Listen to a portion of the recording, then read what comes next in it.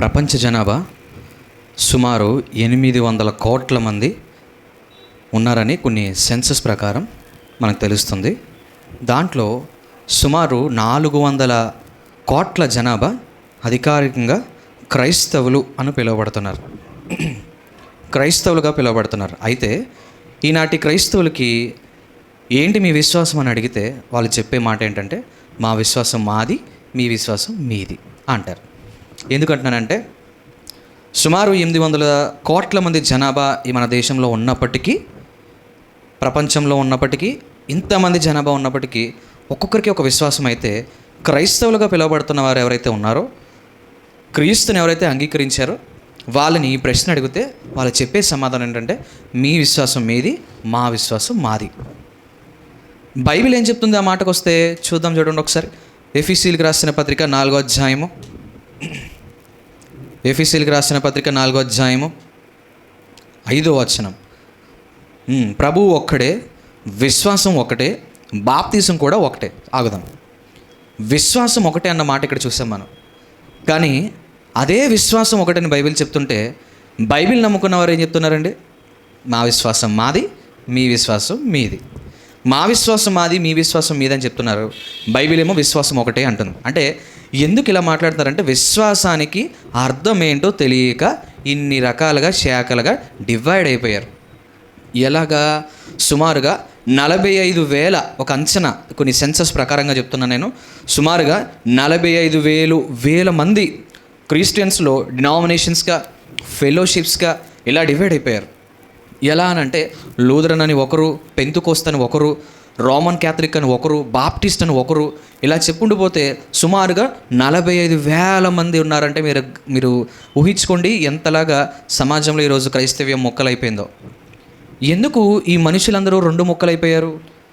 Bible ఒకటే అంటుంది విశ్వాసం అందరికీ ఒకటే ఉన్నప్పుడు, విశ్వాసులందరూ ఒకలా ఉండాల్సిన వారు ఒకలా ఉండకుండా ఇన్ని శాఖలుగా ఎందుకు విడిపోయారంటే, దానికి కారణం విశ్వాసం అంటే అర్థం సరిగ్గా సమాజంలో క్రైస్తవులకి తెలియకపోవడం వల్ల, అలాగే ఈనాటి బోధకులు ఎవరైతే ఉన్నారో సరైన బోధ చేయకపోవడం వల్లనే ఈరోజు క్రైస్తవ్యానికి ఒక ముళ్ళు లాంటి ముళ్ళు ఇలా మన క్రైస్తవ్యంలో చిక్కుపడింది. సుమారు 45,000 మందిగా డివైడ్ అయిపోయారు. 45 డినామినేషన్స్గా, ఫెలోషిప్స్గా డివైడ్ అయిపోయారంటే దానికి కారణం ఏంటంటే, విశ్వాసం అంటే ఏంటో అర్థం తెలియక. ఒక క్రైస్తవుడిని ఏంటి నీ విశ్వాసం అంటే సమాధానం ఏంటంటే, నా విశ్వాసం నాది, మీ విశ్వాసం మీది. మరి విశ్వాసం అంటే ఏంటి? విశ్వాసం అంటే ఏంటి? అదే ప్రశ్న బైబిల్ని అడిగితే విశ్వాసం అంటే ఏంటో మనకి బాగా అర్థమయ్యేలా చెప్తుంది. దానికి ముందు చిన్న ఉదాహరణ. విశ్వాసం అంటే ఏంటని చదువుకుంటున్న స్టూడెంట్స్ని అడిగామనుకోండి, వాళ్ళు చెప్పే సమాధానం ఏంటంటే, ఎగ్జామ్ రాసిన తర్వాత 100కి 100 వస్తుంది, 100కి 100 వస్తాయి నాకు ఖచ్చితంగా అని చెప్తారు. ఎలా చెప్తున్నావురా అని అడిగితే వీళ్ళు చెప్పే సమాధానం ఏంటంటే, ఖచ్చితంగా నేను బాగా రాశాను, అది నా విశ్వాసం, 100కి 100 వస్తుందని చెప్తారు. అదే ఒక ప్రేమికులను అడిగామనుకోండి, వాళ్ళు ఏం చెప్తారు? ఇప్పుడున్న ప్రేమికులను అడిగితే వాళ్ళు ఏం చెప్తారంటే, నేను ఎంతో బాగా గాఢంగా ప్రేమించిన నా ప్రేమికురాలు సాయంత్రం 5 అయిన తర్వాత, సాయంత్రం 9 అయిన తర్వాత నేను ఆ బీచ్ చివర లైట్ దగ్గర నుంచి ఉంటాను, బ్యాగ్ పడుకొని వచ్చేస్తుంది, అది నా విశ్వాసం అంటారు. అలానే మీ విశ్వాసం ఏంటని క్రైస్తవులను అడిగితే, మా విశ్వాసం మాదండి, వాళ్ళ విశ్వాసం వాళ్ళదండి అంటారు. బైబిల్ ఏమో ఒకటి అంటుంది. అసలు విశ్వాసం అంటే ఏంటి చూద్దాం. చూడండి ఒకసారి. హెబ్రీయులకు రాసిన పత్రిక 11వ అధ్యాయము. హెబ్రీయులకు రాసిన పత్రిక 11వ అధ్యాయం 1వ వచనం చదువుదాం. చూడండి. విశ్వాసం ఉన్నది నిరీక్షింపబడేటి యొక్క నిజ స్వరూపమును అదృశ్యమైనవి యున్నావనుటకు రుజువై ఉన్నది. ఏంటంటే ఏంటి అంటే, విశ్వాసం అంటే దానికి అర్థం ఏంటంటే, కనిపించిన వాటిని నమ్మడమే విశ్వాసం, జరగబోయే వాటిని నమ్మడమే విశ్వాసం. ఒక క్రైస్తవుడికి ఉండాల్సిన విశ్వాసం, రాబోయే రోజుల్లో ప్రభు రాబోతున్నారు, యేసు ప్రభు రాబోతున్నారు, ఆయన మేఘారుడిగా రాబోతున్నాడు, రాజ్యాన్ని తీసుకెళ్తారు. మన ఈ భూమి మీద ఆయన స్థాపించిన రాజ్యాన్ని అంతటినీ కూడా పరముకు చేరడానికి ఆయన రాబోతున్నాడు అనే ఒక క్రైస్తవుడికి విశ్వాసం ఉండాలి. ఈరోజు ఎవరికి ఉంది విశ్వాసం? ఎవరికీ లేదు. విశ్వాసం ఎవరికీ లేదు. దేనిపైన విశ్వాసం ఉందంటే, ప్రభు వస్తాడన్న విశ్వాసం లేదు. కానీ దేని మీద విశ్వాసం ఉందంటే, మా అబ్బాయికి జాబ్ వస్తుందని విశ్వాసం ఉందంట, మా అమ్మాయికి జాబ్లు వస్తాయని విశ్వాసం ఉన్నదంట. మేము ఇల్లు కట్టుకుంటాం, మాకు దేవుడు సహాయం చేస్తాడని విశ్వాసం ఉందంట. ఎంత ఘోరం అంటేనండి, మీరు నమ్ముతారో నమ్మరో, ఎంత ఘోరమైన పరిస్థితుల్లో ఉన్నామంటే దేవుడు కూరలో కూడా నాకు సహాయం చేస్తాడు అంటున్నారంట. విశ్వాసులు ఈరోజు ఎలా ఉన్నారంటే అలా ఉన్నారు. ఉదాహరణకి మొన్నే ఒక కొత్తగా పెళ్ళైన జంట, ఆమె అన్నదంట, చక్కగా పప్పు వండి వాళ్ళ హస్బెండ్కి పెడితే వాళ్ళ హస్బెండ్ అన్నారంట, అలా తింటూ ఉన్నప్పుడు ఎలా ఉంది అని అడిగితే అస్సలు బాగాలేదన్నాడంట. ఎందుకు బాగాలేదని అంటే బాగాలేదంతే అని అన్నాడంట. ఏమి తక్కువైందంటే దీంట్లో ఎంత ఉప్పు వేసుకుంటారు ఎవరైనా అని అన్నాడంట. సరే అని చెప్పేసి ఏమనకుండా ఆ పెద్ద మనిషి నడుచుకుంటూ లోపలికి వెళ్ళిపోయి కిచెన్ రూమ్లోకి వెళ్ళి పైకి వెళ్ళి ఆలోచిస్తుందంట. పైకిలో పెట్టి చెప్పాలి కదా నువ్వు నాకు అంటుందంట. ఎవరితోని? యేసు ప్రభుతో అంటుందంట. ఏమనంటే ఇవిడికి చెప్పాలంట, పప్పులో ఉప్పు ఎక్కువైపోయిందమ్మా అని ఎవరు చెప్పాలంట? యేసు ప్రభు వారు చెప్పాలంట. ఈవిడి విశ్వాసం అది.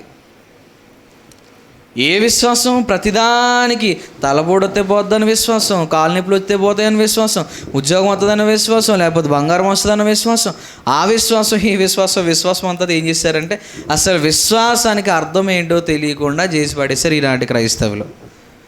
సమాజంలో సరైన అవగాహన లేకపోవడంతో, అంటే దేవుడి పైన సరైన అవగాహన లేకపోవడం, విశ్వాసం అంటే అర్థం తెలియకపోవడంతో విశ్వాసానికి ఈరోజు చోటే లేకుండా పోయింది. ఎందుకంటే మీరు నమ్ముతారో నమ్మరో, ఒక క్రైస్తవుడిగా పిలువబడుతున్నవారు, ఒక క్రైస్తవుడు అని చెప్పుకుంటున్న వారికి ఖచ్చితంగా ఇది ఉండాలండి. విశ్వాసం అనేది ఉండాలి. విశ్వాసం అని ఉండాల్సింది. వీళ్ళు దేనికి విశ్వాసం అంటే దేవుడు మా ఆరోగ్యాన్ని బాగు చేస్తాడు, ఆమెన్, అదొక విశ్వాసం అంట.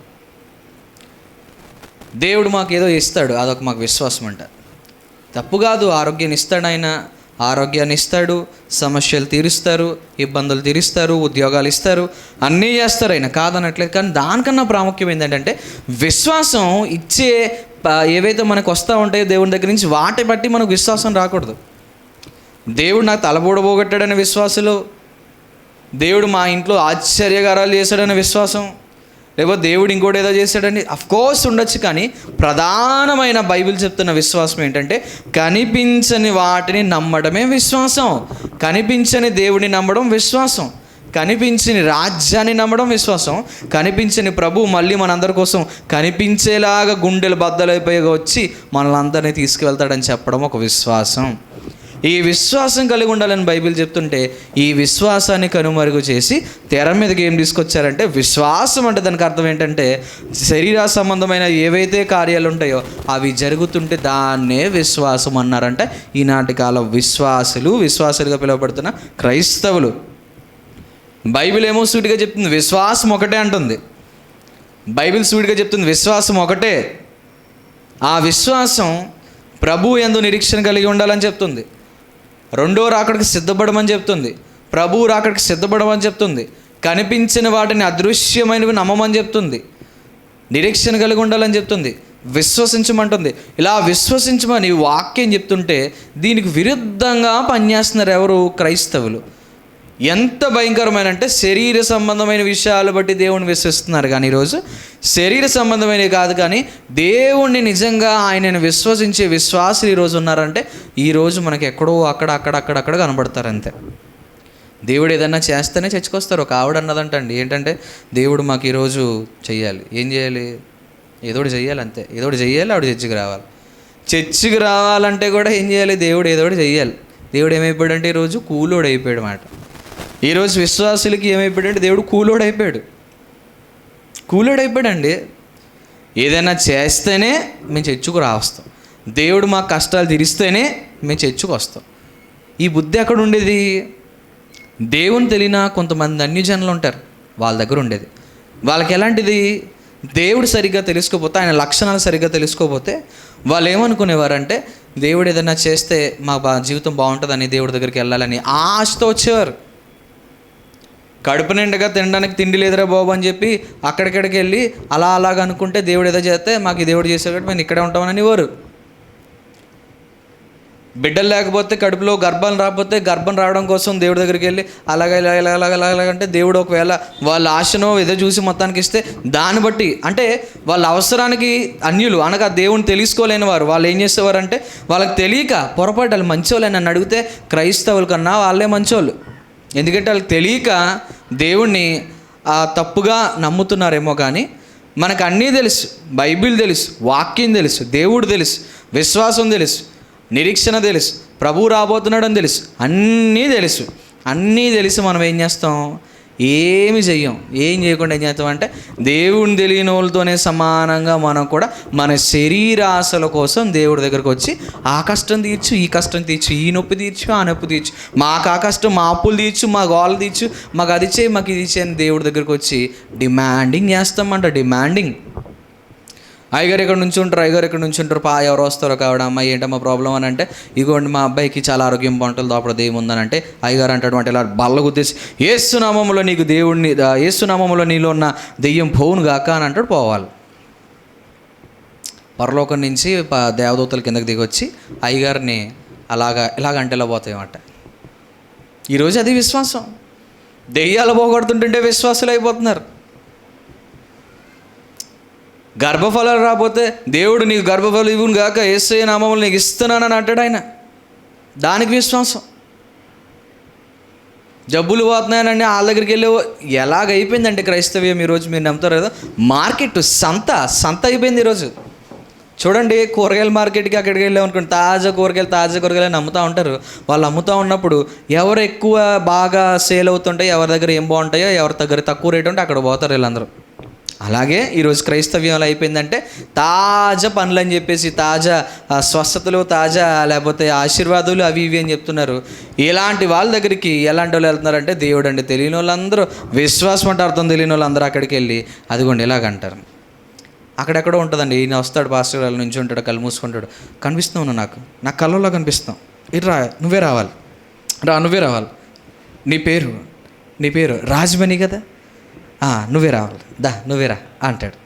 ఈ నువ్వేరా అంటాడు. ఆవిడ వస్తుంటే ఆవిడకి మళ్ళీ ఒక డ్రెస్ ఏదో చెప్తారు, ఆ డ్రెస్ కలరు ఇగో బ్లూ శారీ, బ్లూ శారీ రావాలి, నువ్వు దేవునితో మాట్లాడుతాను అంటున్నాడు, రావాలంటాడు. స్టేజ్ మీద తీసుకొస్తాడు, దులిపేస్తాడు, వెళ్ళిపోతాడు.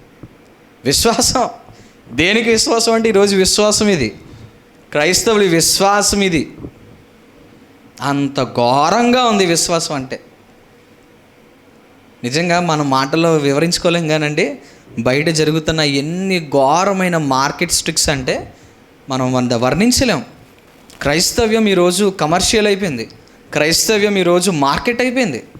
చేపల మార్కెట్, సంత మార్కెట్ అలా ఏదైతే ఉంటుందో అలాగ అయిపోయిందంటే మీరు నమ్ముతారా?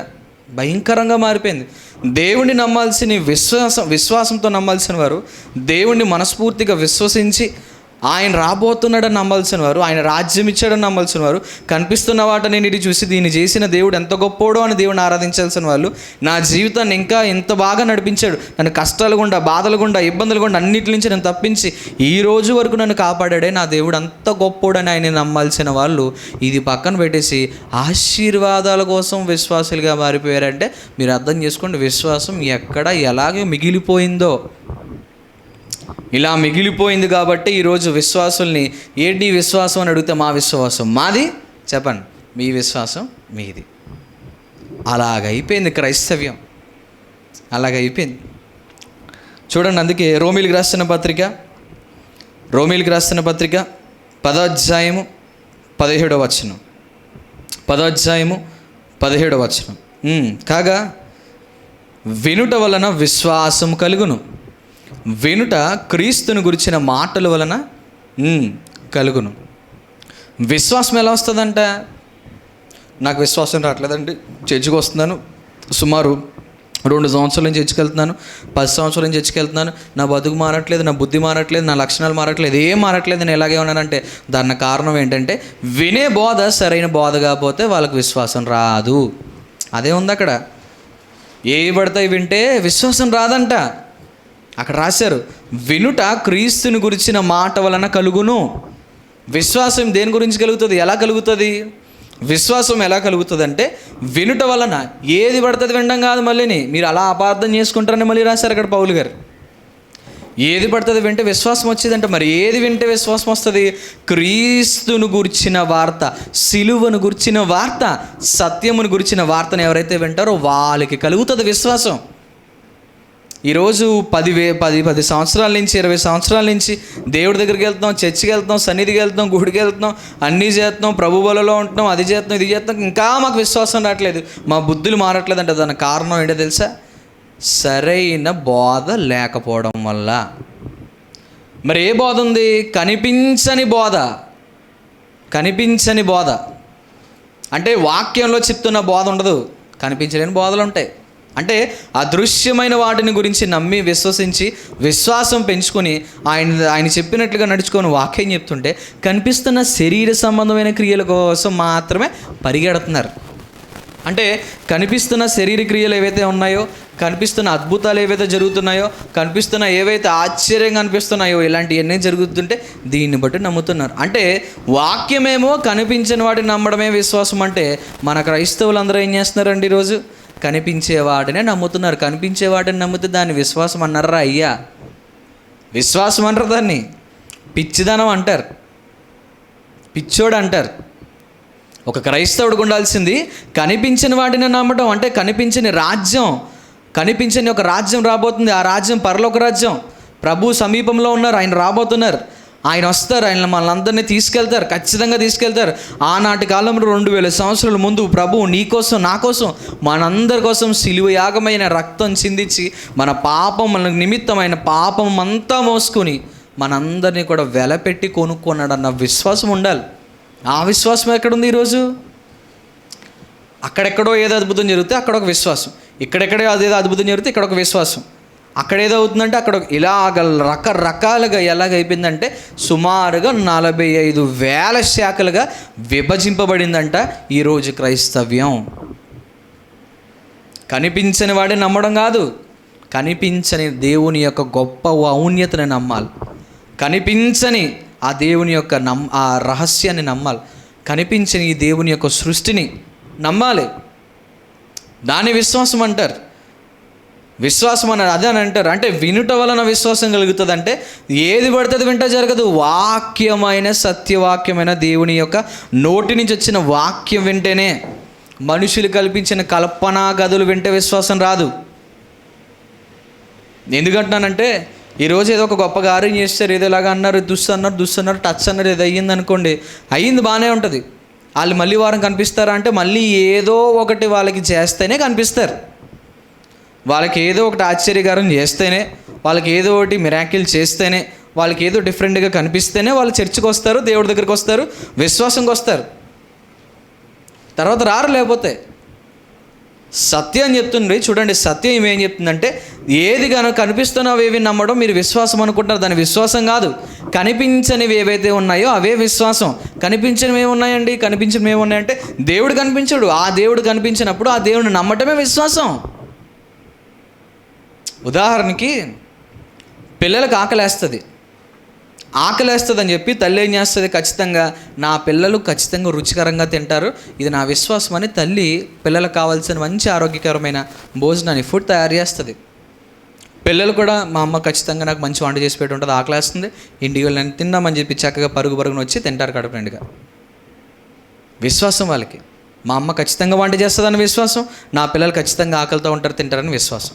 ఒక తల్లికి పిల్లల మీదగా విశ్వాసం ఉంది, పిల్లలకి తల్లి మీద విశ్వాసం ఉంది.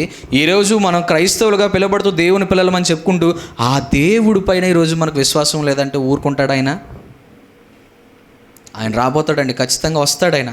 ఆయన వచ్చాక లెక్కలు తీరుస్తాడు, ఎవరి విశ్వాసం ఏంటనేది. గుండెల్లోంచి మనం బరువెక్కువైపోయేలాగా మోకాల మీద ఇవ్వడు ప్రభు అని చెప్పిన ఆయన ఎన్నిసార్లు ప్రభు చెప్పినా ఆ రోజు సమయం వచ్చినప్పుడు విశ్వాసాన్ని పరీక్షిస్తాడు. అప్పుడు ఒప్పుకోడు ఆయన. నేను నీకోసం విశ్వసించాను, అద్భుత కార్యాలు చూశానంటే అవునా ఇలా రా అని అంటాడు, అంతే. అలా ఇల్లు అంటాడు, అయిపోయింది, ఇంకేం లేదు. ఇంకా అంచు దినాల్లో ఉన్నాం, చివరి దినాల్లో ఉన్నాం. ఇలాంటి దినాల్లో కూడా మనం ఇంకా లోక సంబంధమైన విషయాలు, కనిపిస్తున్న విషయాల మీద విశ్వసిస్తున్నామంటే ఏమైపోయింది ఈరోజు క్రైస్తవంలో విశ్వాసం అని అంటే? ఏమైపోయిందంటే లోక సంబంధమైన విషయాలకు విశ్వాసం అయిపోయింది. చాలా జాగ్రత్తగా ఉండాలండి. ఎందుకంటున్నానంటే చాలా చివరిలో ఉన్నాం మనం, ప్రభు చాలా దగ్గరలో ఉన్నారు, రాబోతున్నారు. ఆయన ఎప్పుడు ఎలా వస్తారో తెలియదు. సడన్గా వస్తాడు. ఆయన వచ్చిన తర్వాత ప్రతి ఒక్కరు కూడా మోకాళ్ళ మీద నుంచి ప్రభా ప్రభా ప్రభా అని గుండెలు కొట్టుకునేలా ఉంటుంది. అలాంటి సమయంలో నిజమైన విశ్వాసాలు ఎవరైతే ఉన్నారో, కనిపించని దేవుని ఎవరైతే నమ్మారో, కనిపించని ప్రభువుని ఎవరైతే నమ్మారో, కనిపించని ఆ లక్షణాలను ఎవరైతే నమ్మి ఆయనను విశ్వసించారో వాళ్ళు ఖచ్చితంగా లేవబడతారు, ఆయన రాజ్యంలోకి వెళ్తారు. ఎవరైతే విశ్వాసం అని పేరు చెప్పుకుని మోసాలు చేసి, ఎవరైతే క్రైస్తవ్యంలో దేవుడిని నమ్మాలని విశ్వసిస్తున్నానని చెప్పి శరీరాశల కోసమే దేవుడి దగ్గరకు వచ్చారో, ఆ సమయం వస్తుంది, దులిమాడేస్తాడు ఆయన. గుర్తుపెట్టుకోండి. ఇలా చెప్పుకుంటూ పోతే విశ్వాసాలకు సంబంధించి బోల్డ్ ఉన్నాయి. 1 కాదు, 2 కాదు, 3 కాదు. మరి ఇంకొక మాట, విశ్వాసాన్ని ఎలా పరీక్షించుకోవాలి? నిజమైన విశ్వాసులు ఎవరు? వాళ్ళ నిజమైన క్రైస్తవులా? నిజమైన క్రైస్తవులు. నిజమైన విశ్వాసులా? నిజమైన విశ్వాసులా? యేసు ప్రభువుని నమ్మరో వాళ్ళు యేసు ప్రభువుని ఎలా పరీక్షించుకోవాలి? ఇప్పుడు షుగర్ టెస్ట్ చేయడానికి మెషిన్స్ ఉంటాయి, బీపీ టెస్ట్ చేయడానికి మెషిన్స్ ఉంటాయి, బ్లడ్ టెస్ట్ చేయడానికి మెషిన్స్ ఉంటాయి. మనిషిలో, మన శరీరంలో, మన బాడీలో ఏమేమి జరుగుతుందో చెక్ చేయడానికి ఎక్స్రేస్ ఉంటాయి, స్కానింగ్స్ ఉంటాయి. ఇలా ప్రతిదానికి ఒకటి ఉంది. మరి విశ్వాసం ఉందా లేదని చెక్ చేయడానికి ఏ మిషన్ ఉందండి? ఏ మిషనో లేదు. మరి ఎలా తెలుస్తుంది వాళ్ళు విశ్వాసులా కాదా అని? ఎలా తెలుస్తుంది? చూడండి ఒకసారి. యాకోబు రాసిన పత్రిక 2వ అధ్యాయము, యాకోబు గారు రాసిన పత్రిక 2వ అధ్యాయము 17వ వచనం. అలాగే విశ్వాసము క్రియలు లేనిదైతే అది ఒంటిగా ఉండి మృతునగును. అయితే ఒకడు నీకు విశ్వాసం ఉన్నదని నాకు కలిగి ఉన్నవి క్రియలు లేకుండా నీ విశ్వాసం నాకు కనుపరచుము, నా క్రియలు చేత నా విశ్వాసం నీకు కనుపరుతునని చెప్పాను. దేవుడొక్కడే అని నీవు నమ్ముచున్నావు, అలాగ నమ్ముట మంచిదే. దెయ్యములు కూడా నమ్ముచున్నవి. మూర్ఖుడా, పిచ్చోడా, దరిద్రుడా, క్రియలేని విశ్వాసం వేస్ట్. క్రియలేని విశ్వాసం వేస్ట్.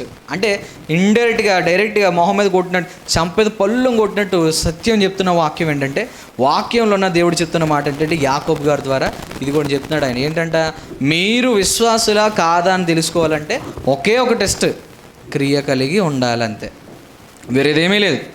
క్రియ అంటే క్రియ అంటే మళ్ళీ ప్రియ అనుకుంటారు. మొన్న అలాగే ఆ చర్చిలో వాక్యం చెప్తుంటుంటే ఒక అతను, పాస్టర్ గారు క్రియ క్రియ క్రియ క్రియ క్రియ అని చెప్తున్నారంట. క్రియ అంటుంటే పాపం కింద కూర్చున్న కుర్రోడు ప్రియ ప్రియ ప్రియ ప్రియ అంటే, ఏ ప్రియ ప్రియ ప్రియ ప్రియ అనుకుంటాడంట. ప్రియ కాదురా అయ్యా, క్రియ. అది ప్రియ కాదు. గమనించండి. అంటే విశ్వాసం మీలో ఉందా లేదా అని పరీక్షించుకోవాలంటే దానికి సాదృశ్యం లేదా ఒక మిషన్ ఏంటంటే క్రియ. మీరు నిజంగా దేవుని విశ్వసించారు, మీరు నిజంగా దేవుడిని నేను చెప్తున్నట్టు నడుస్తున్నారంటే ఖచ్చితంగా మీలో ఏముండాలి? క్రియ ఉండాలి. మీరు నిజంగా దేవుడికి నచ్చినట్లుగా ఉంటున్నారంటే ఖచ్చితంగా క్రియ ఉండాలి, పని ఉండాలి, దేవునికి నచ్చిన పని ఉండాలి. ఒకవేళ మీరు విశ్వాసం ఉందని చెప్పుకుని క్రియ కనిపించట్లేదు అనుకోండి, మీలో ఏం లేనట్టు? విశ్వాసం లేనట్టే. అందుకే యేసుప్రభు ఒక మాట అంటారు, ఏమంటారు? విశ్వాసం లేకుండా దేవునికి ఇష్టుడై ఉండుట వ్యర్థం. నచ్చదంట, అసాధ్యం అంట ఆయనకి. అంటే దేవుడికి ఎవరు నచ్చుతారంట? క్రియ కలిగిన విశ్వాసులు ఎవరైతే ఉంటారో వాళ్ళు నచ్చుతారంట. ఎవరు పడతారు నచ్చరంట ఆయనకి. ఎంత మంచి మాట అండి. విశ్వాసం లేకుండా దేవునికి ఇష్టుడై ఉండుట అసాధ్యం. ఆయనకి నచ్చాలంటే ఖచ్చితంగా మనలో క్రియ కలిగిన విశ్వాసం ఉండాలి. క్రియ కలిగిన విశ్వాసం ఎప్పుడు వస్తుంది అంటే క్రీస్తుని గురించిన, సత్యమును గురించిన, సిలువను గురించిన వార్తను ఎవరైతే వింటారో, సత్యమును గురించిన మాటలు ఎవరైతే వింటారో, ఆ పరలోక రాజ్యం గురించి, ఈ దైవం గురించి, ఈ దేవుడి గురించి ఎవరైతే నిజంగా నమ్మి విశ్వసించి బైబిల్ని బాగా పట్టించి దేవుని కోసం ఆసక్తిగా పరిగెడతారో ఆ కుటుంబాల్లో నిజమైన విశ్వాసం ఉంటుంది. విశ్వాసం ఎక్కడ ఉంటుందంటే అదిగోండి వాళ్ళ దగ్గర ఉంటుంది. నేను ముగిచేస్తున్నాను. చివరిగా చూడండి, లూకా సువార్త 11వ అధ్యాయం 28వ వచనం. ఆయన అవును కానీ దేవుని వాక్యము విని దానిని గైకొన్నవారు మరీ ఎక్కువగా ధన్యులని చెప్పాను. ఇక్కడ మీరు గమనించారా? యేసు ప్రభు ఈ సందర్భం ఏ సందర్భం అంటే యేసు ప్రభు వారిని ఒక ఆమె పొగుడుతుందంట. అంటే దాని అర్థం ఏంటి? యేసు ప్రభు వారు కూడా అంత స్పష్టంగా చెప్పడానికి దానికి కారణం ఏంటంటే, ఎవరైతే వాక్యాన్ని మనస్ఫూర్తిగా అంగీకరించి నమ్ముతారో వాళ్ళు మాత్రమే నిజమైన విశ్వాసులు, వాళ్ళే నిజమైన ధన్యులు. ఎవరు పడితే వాళ్ళు విశ్వాసులు అయిపోరు, ఎవరు పడితే వాళ్ళు నమ్మకస్తులు అయిపోరు, ఎవరు పడితే వాళ్ళు దేవునికి నచ్చిన వాళ్ళు అయిపోరు. ఆయన చిత్తాన్ని నెరవేర్చిన వారు, ఆయన పని చేసిన వారు, ఆయనకి నచ్చినట్లుగా నడుచుకున్న వారు ఎవరైతే ఉంటారో వాళ్ళు అవుతారండి నిజమైన ధన్యులు, నిజమైన విశ్వాసులు. కాబట్టి విశ్వాసం అని చెప్పుకుని నేను విశ్వాసుని, నేను విశ్వాసరాల్ని, నేను క్రైస్తవ్యంలో ఉన్నాను, నేను విశ్వాసుని, బిలీవర్ అని చెప్పుకోవడం కాదు. బిలీవర్ అని చెప్పుకోవడం కాదు. బిలీవర్ అని చెప్పుకోవడం కాదు. బిలీవర్కు ఉన్న లక్షణాలు ఉండాలి, ఆ లక్షణాలు చూపించాలి. క్రైస్తవ్యాన్ని ఈరోజు మతంగా చూపిస్తున్నారు అందరూ. ఇది మతం కాదు, మార్గం అని అర్థమయ్యేలా చేయాల్సిన బాధ్యత మనందరిది. కాబట్టి కలిసిగట్టిగా విశ్వాసం ఒకటే అని, ఒకే మాట మీద మనందరం ఒకే ఆత్మ కలిగి ఒకే దేవుడిని నమ్మేమని, ఆ దేవుడు గొప్ప దేవుడు అని మనందరం ఈ క్రైస్తవ్యానికి, అలాగే ఈ లోకానికి, ఈ సృష్టిలో ఉన్న ప్రతి ఒక్కరికి అర్థమయ్యేలా చేయాలంటే కేవలం వాక్యమైన దేవుడిని, ఆయన చెప్పిన మాటనే నెరవేర్చటం. మీ అందరూ కూడా ఇటు రీతిగా చేస్తారని మనస్ఫూర్తిగా కోరుకునిచు ఈ మాటలు ముగిస్తున్నాను. ప్రతి ఒక్కరు తల వంచుకోండి, ప్రార్థన చేసి ముగించుకుందాం.